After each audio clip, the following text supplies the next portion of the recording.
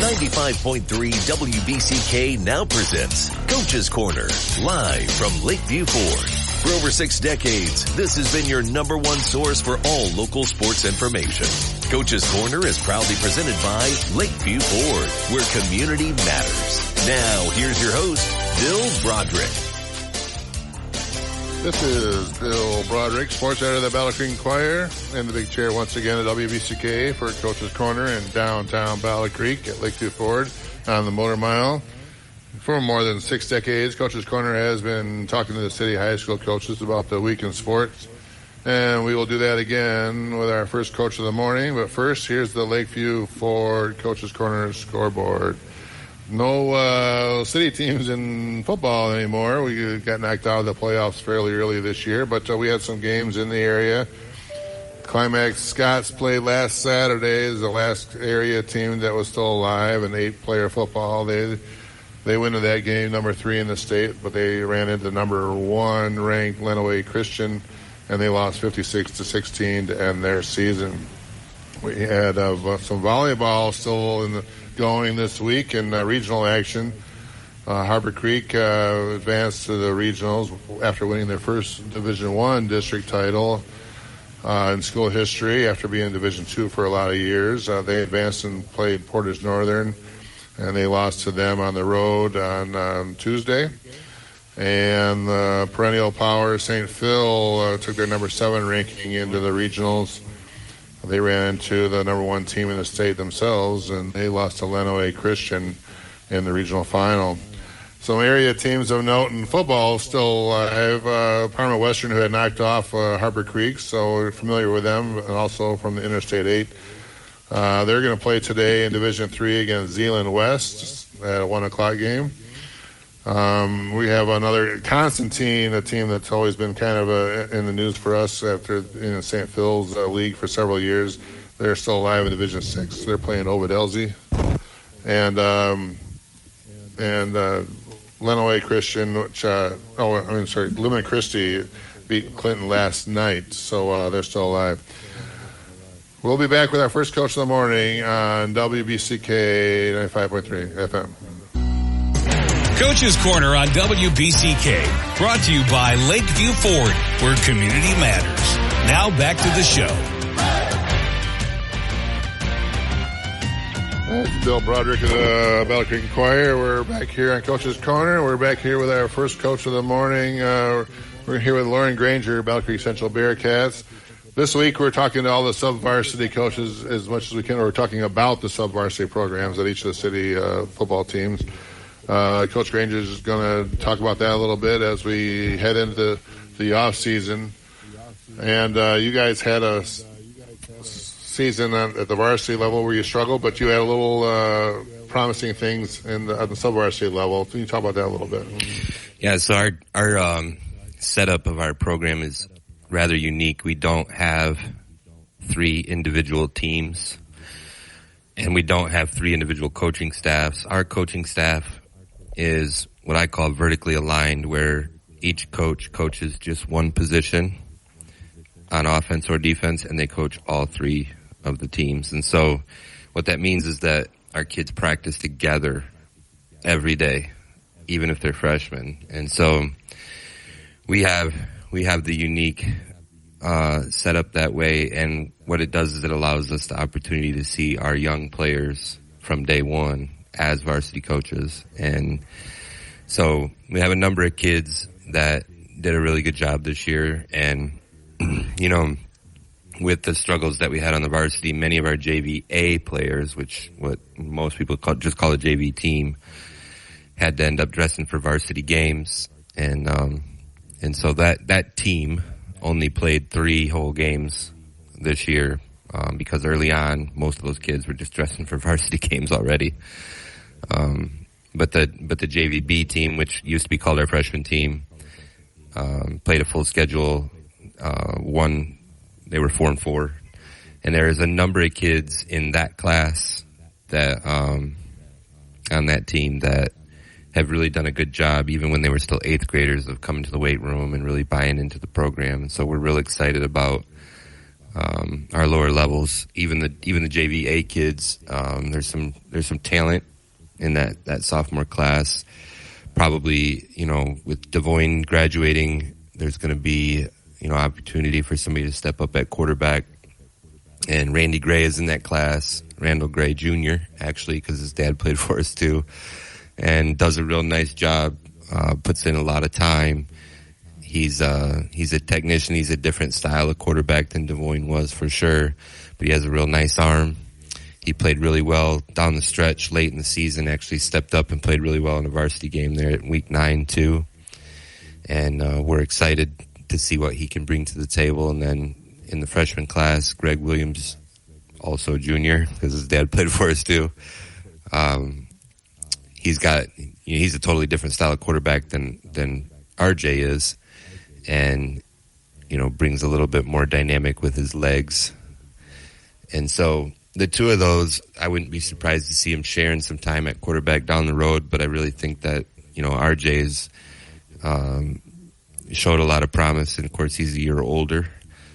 And so, plus he's really smart. RJ has a 3.8 GPA, and he understands the offense real well. So we're excited about the quarterback position. Greg, his dad was a running back, and Greg really has running back-like skills and abilities, so maybe we can have them both on the field at the same time. Who knows? But the running back position, Karan Gupton is in that freshman class.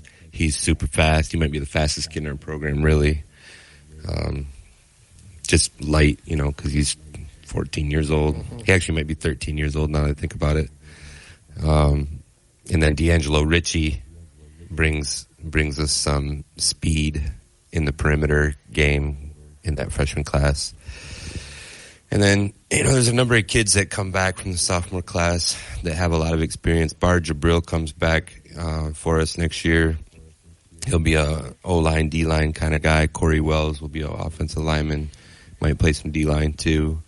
The freshman class has a number of linemen that we're pretty excited about. And these kids not only do a good job in the off season, but they're also, really good students. And so, they'll contribute to us. Trayvon Haran Omega, Carter Jeffries, Montrese Motley, Nate Kretzinger, Jacob Clemens. These kids, they're all Zach Dickin. They work, and they're good sized kids. So we feel like they'll be able to contribute. Well, some of them will be able to contribute to the varsity next year, even as sophomores. So Cavelli Fisher's another one. Hayden Miller, just some good sized kids in that class.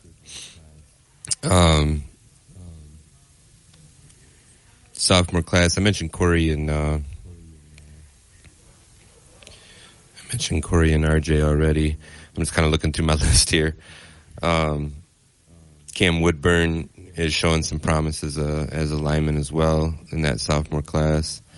And then, of course, up front, we build our program around our line, because up front, if we're playing well, you don't need a super talented guy to carry the ball if you're blocking really well. So John Contreras is a junior right now, and he'll come back. He'll be the leader of our offensive line, really, and maybe even our defensive line next year. Kamari Williams is just a sophomore right now, but played on the varsity all year. This year he was our starting center. So just a number of talented kids that we think will be able to contribute next year. There's some other ones, that still need some development, but real committed to the program. Kyrell Collins is a sophomore and probably was our weight room leader last year in terms of the number of times that he attended. I think he really was actually our leader. So if he continues that kind of commitment, he's a slot receiver, defensive back. Amir Johnson, whose dad also played for us, Joshua McDonald. These are just guys that are coming back that'll contribute in our skilled positions, as well. So Callie Bay comes back. He'll be a senior at linebacker. Definitely will be the leader of our linebacker group. And got a few other kids that return in that linebacker group as well. Leo Dickinson was just a freshman this year. Played varsity all season long. And he'll be a sophomore next year. That'll be a good player there too. So you've been around a long time, and the coaches will see this from time to time where the classes kind of come in cycles, where you have a situation where you have a young group, and then you see that young group come in, and you may struggle with the varsity for a couple of years, but then you know this year's kind of coming up, that group's coming up. How many times have you seen that? Can you see it from that far away where it's kind of coming, and you get excited when you do see that? Yeah, you can absolutely see it if you pay attention. Our ninth grade class and our middle school group right now, our eighth grade class, those are two pretty special classes. When they're together, no matter who's coaching them, they're gonna be a good football team.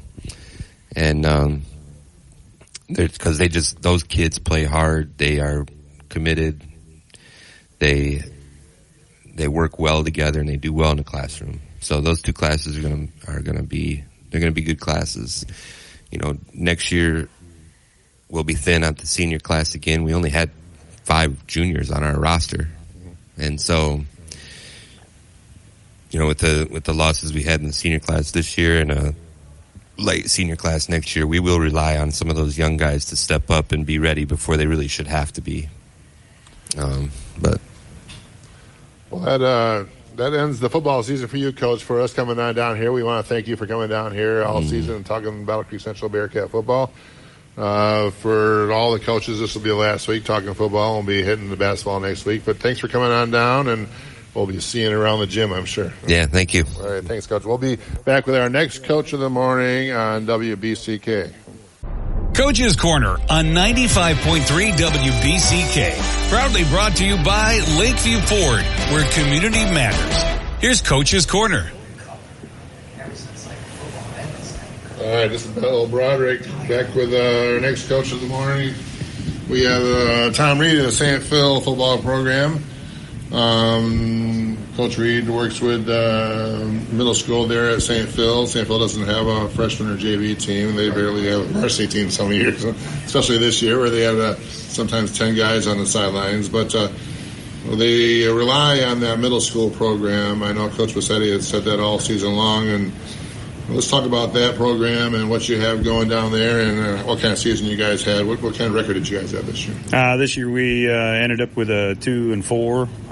Expanded the league this year, which was pretty exciting. We ended up with a bye game in this league. Usually for a junior high program or whatever, you play 4 to 5 games, and expanded this year. We ended up with a 7-week program, which is, exciting, gives the kids more time to play football, develop their skills as we're sending those guys up to varsity level right away. This is the 3rd year we've really pushed this program to send them capable players. As you said, we're limited in numbers, but mighty in heart. And so it's exciting to watch.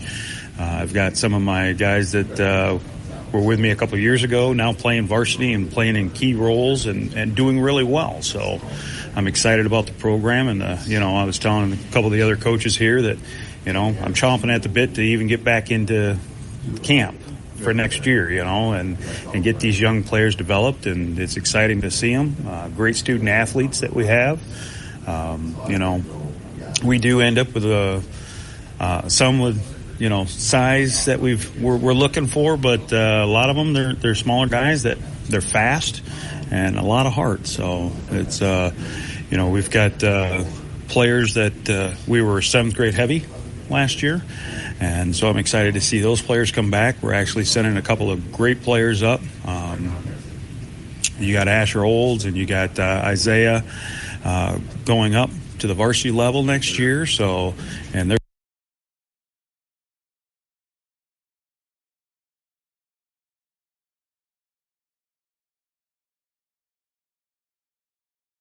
and that usually helps out. So, the whole idea from your level, I imagine, is developed.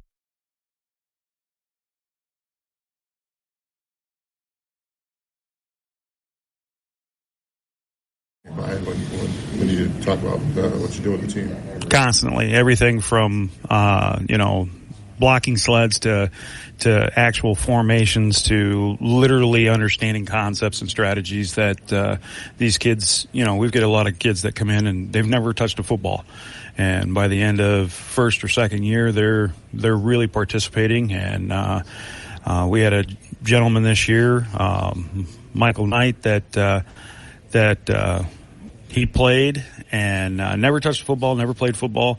And by the end of the season, we're watching him become a caliber player on defense, making incredible tackles. Like I said, none of these kids are huge. You're not going to Division I recruiting out of our size for line, but it's amazing to watch these little lions, these ferocious kids by the end of the season step up and really take on tackles and take on and do it properly. That's what makes you proud, when they do it properly. And, so we stress those fundamentals all the way through. You can avoid a lot of injuries by stressing those fundamentals, and we believe that all the way through the program. So this year we had a couple games that we ran out of time, really, but we had a couple of road victories, a home victory that really played well for us, showed the kids, hey,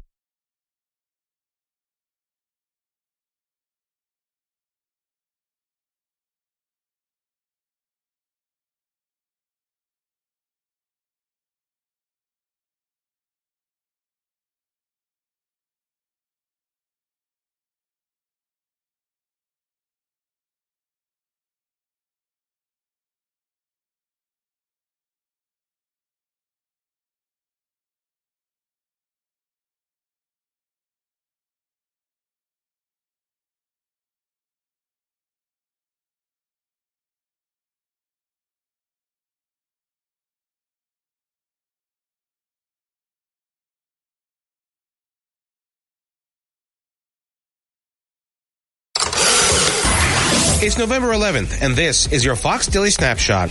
Today is Veterans Day, not to be confused with Memorial Day or Armed Forces Day. This day is meant to honor all those who have served in the armed forces. While Memorial Day honors the memories of those who made the ultimate sacrifice in the service of their country, and Armed Forces Day honors those who still actively serve the nation's military. Veterans Day also coincides with Armistice Day, which marks the end of World War I, which ended on the 11th hour of the 11th day of the 11th month in 1918. Also on this date, in 1620, the Pilgrims made their first landing in America at Provincetown Harbor, Massachusetts. And in 1921, the Tomb of the Unknown Soldier is dedicated by President Warren G. Harding at Arlington Cemetery. If it's your birthday today, you share it with General George S. Patton, born in 1885, and author Kurt Vonnegut, born in 1922. I'm Tushar Saxena, and that's your Fox Daily Snapshot. This is Fox on Football. We are now officially at the halfway point of the NFL season, and the playoff races are incredibly tight, especially in the AFC, where the top 11 teams in the conference are separated by just 2.5 games. As it stands now, teams in the AFC North are holding 4 of the 7 conference playoff spots. At 7-2, the Ravens tied for first in the AFC. They play division rival Cleveland Sunday. The Browns are 5-3. The Texans and Bengals both in the AFC playoff mix heading into their matchup Sunday. After a slow start, Cincinnati has won 4 straight, and at 5-3 currently holds one of the final wildcard spots, while Houston is just a game behind at 4-4, better than many thought, with the Texans getting strong play for rookie QB C.J. Stroud. The Jags also a bit of a surprise this year. They're 6-2, leading the AFC South heading into Sunday's contest against the 49ers at 1 Eastern on Fox. San Francisco got off to a 5-0 start, but has lost 3 in a row. I'm Eric Messersmith, Fox News.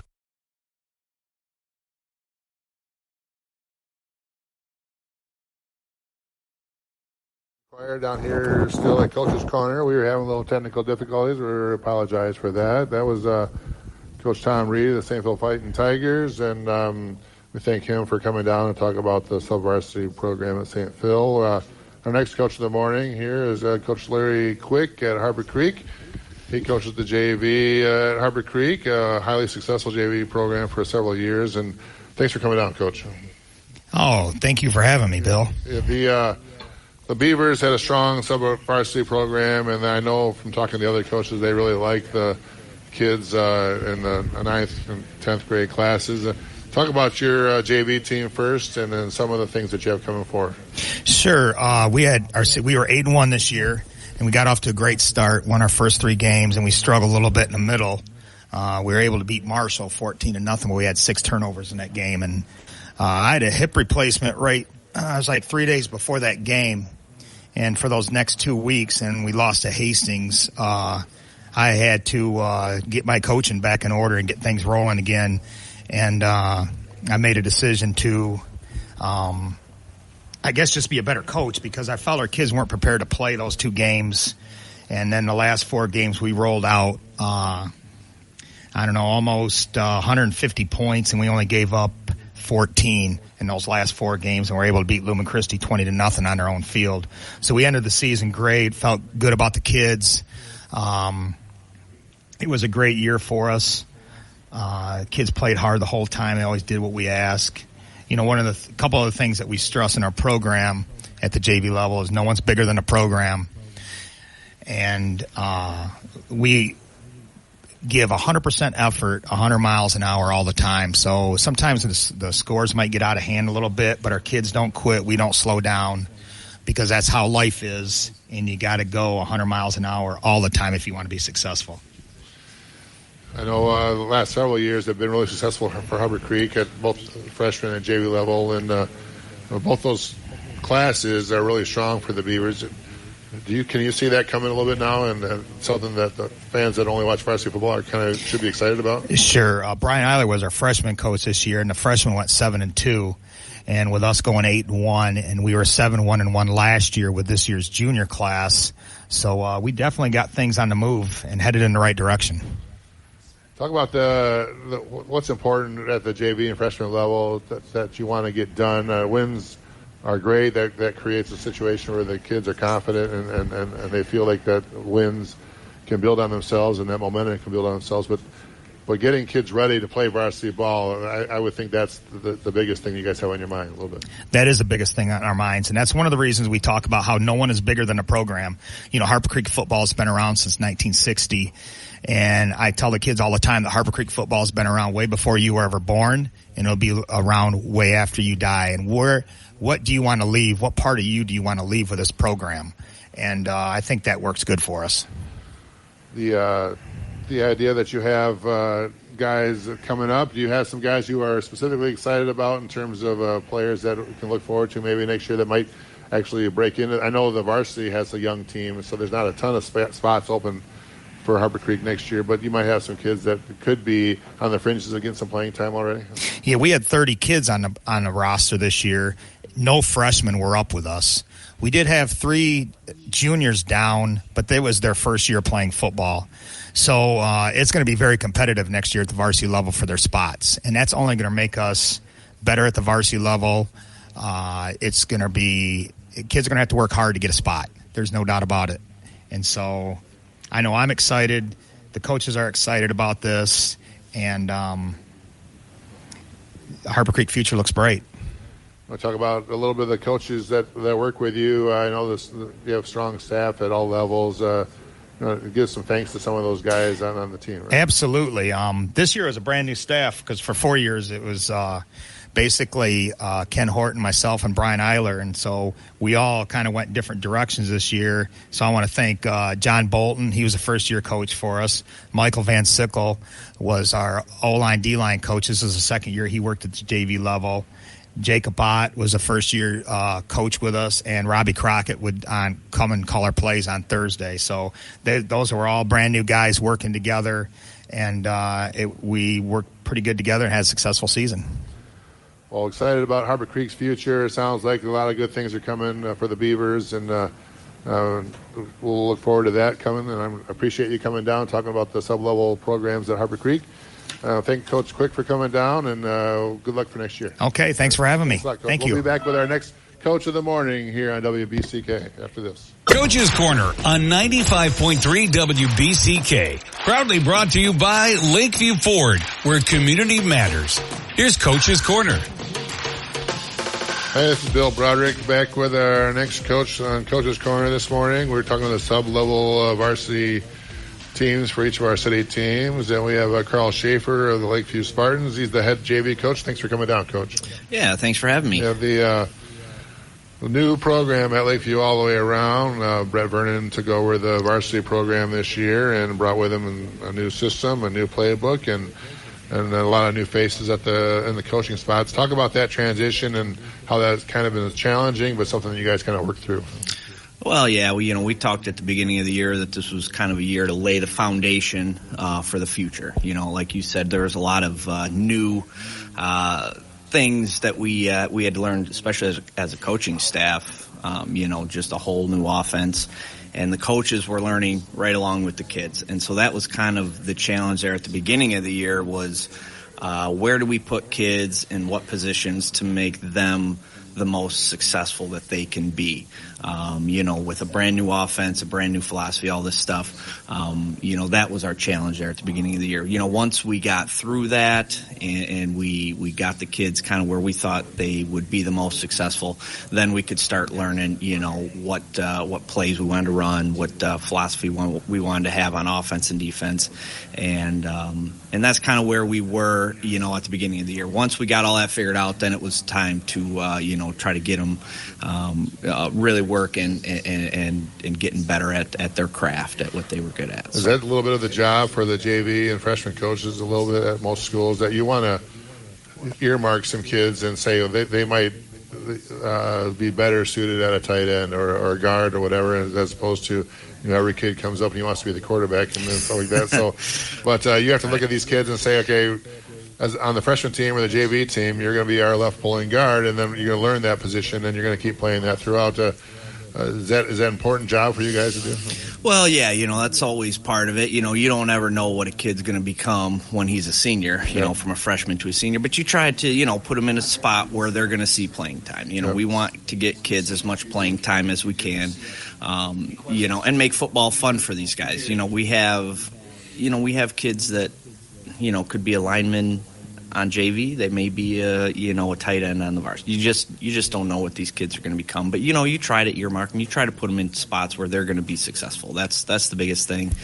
And then that makes football fun for them when they're having success at their position. Then they have fun. Then they come back out the next year. And that's kind of our whole goal here this year is we're trying to get kids to continue to come out, and we're trying to build the program. Exactly. So how'd that go this year in terms of wins and losses at the JV and freshman level? Well, we were all combined this year. Well, so we kind of went back and forth. So we had some JV games. We tried to go with just a JV, but we had to pull up 8 freshmen just to even field a JV team. So, we were really a freshman team, and so we were a freshman team playing some JV games, and that didn't really work out, so we ended up, with just numbers-wise, we had to combine it by the end of the year. We were all one team, Okay. Freshmen and JV. We were all one team.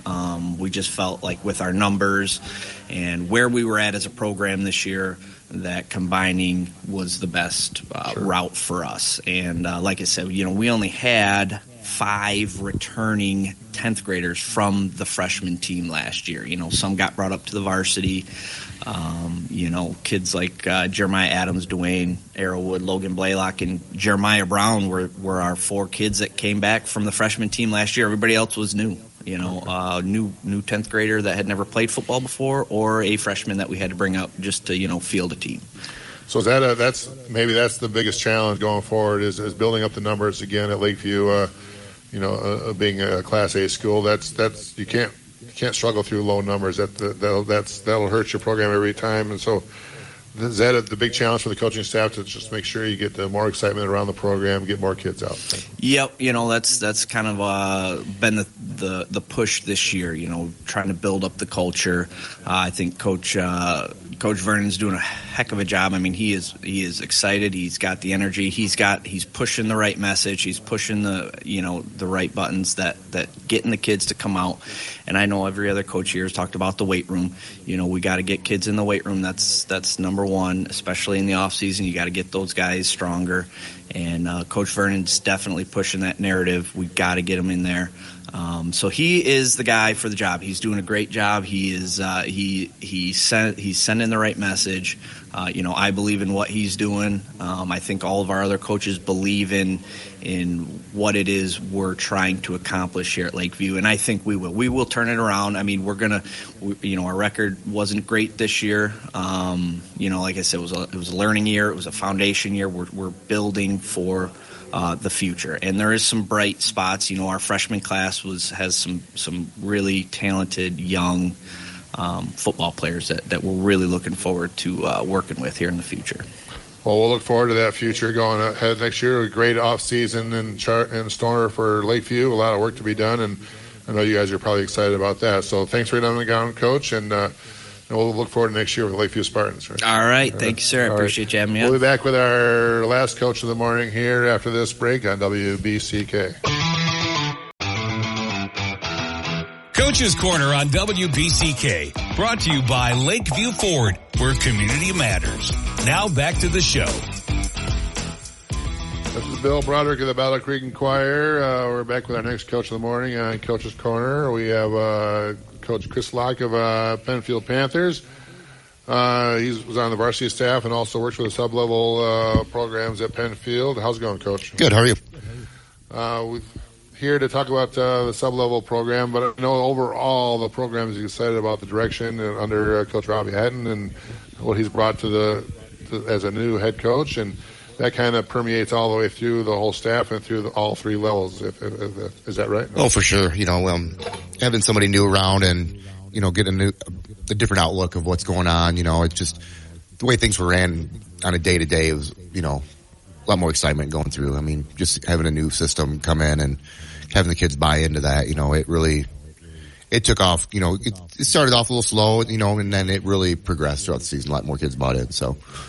Talk about the JV team. Did you guys have a freshman and JV team this year? Nope, we just had the one team. Okay. And, it's not like, it's kind of the norm here in town that we stuck with a JV team where I think this year I had about 18 or 19 freshmen that were on that. So we had a lot of sophomores that got moved up through the season. I think at one point on the varsity there were 5 or 6 different sophomores that started.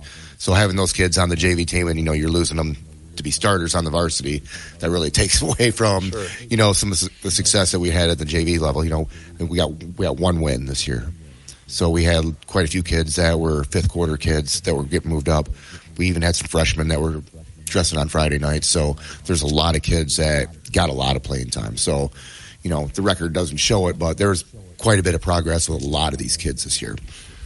The idea, I think a lot more. We hear more and more schools throughout the whole area that don't have all three levels: freshman, JV, and varsity. So it's hard to find just only a freshman game to play or only a JV game to play. Is that part of the situation for you? Oh yeah, I mean, we think we could have made it work if we just did like the sub B or the freshman, but.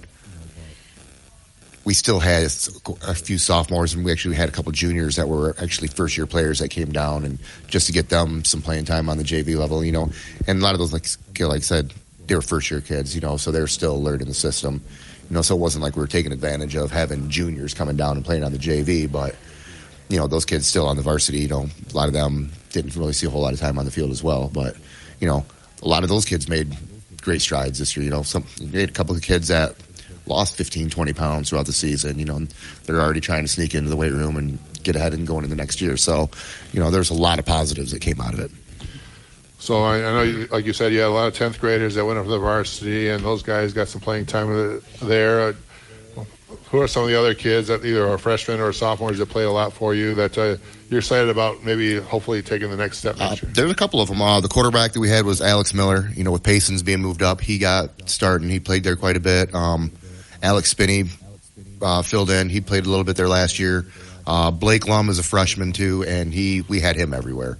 We could put him at quarterback. I think he played quarterback in the Rocket program, but he's one of those kids. He's got some speed. We put him out at receiver, and then when we went through, we lost both of our running backs up to the varsity. So, we got to where we were trying to find a running back, so he could fill in it there since we had another quarterback.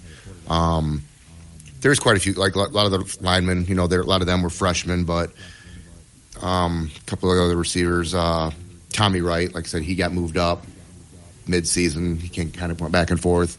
Lorenzo Willis, he's pretty fast. We just had to get him under control. So, and learning the system, you get a little confidence in him. He kind of was worried about catching the ball or, getting the ball in the backfield. I think until he got through some game situations and got hit a couple times, he found out that he's pretty fast. So, there's a lot of kids that stepped up and got quite a bit of time. So, there's a lot of kids that, we'll get to see what happens with them.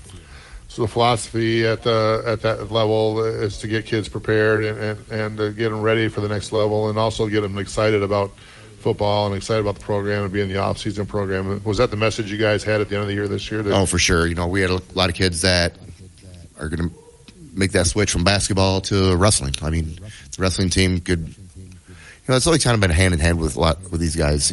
The football team's good, wrestling team's good, and past couple of years, the numbers have kind of dwindled for both programs. So we think getting some of these kids in, wrestling will toughen them up a little bit. Yeah, we want to see the kids in the weight room and getting stronger, but at the same time, they're leaning out, and it turns into a whole different animal when you get those kids out there wrestling against each other. Exactly.